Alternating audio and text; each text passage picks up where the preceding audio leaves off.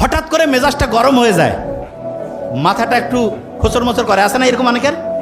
ওই সময় একটা কাজ করবা, সেটাকে বলি, ওই সময় খুব সহজ কাজ, সেটা হচ্ছে কি জানো?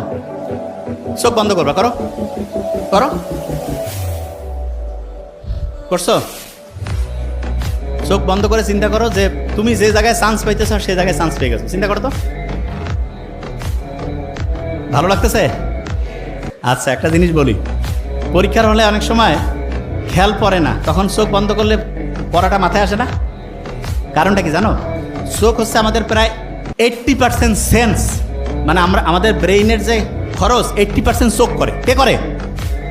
শোনো, একজনের চোখের দিকে তাকাইলে বোঝা যায় না সত্যি বলতেছে না মিথ্যা, এ ভালো চাচ্ছে না খারাপ, বোঝা যায় না? বলে না, চোখটা মানুষের মনের যে প্রতিচ্ছবি সেটা চোখের মাধ্যমে প্রকাশিত হয়। তোমার একটা পড়া মনে আসতেছে না, তার মানে ব্রেইনে যে জায়গায় পড়াটা রাখছো সেই জায়গা থেকে নেটওয়ার্ক ঠিকভাবে কানেকশন পাচ্ছে না।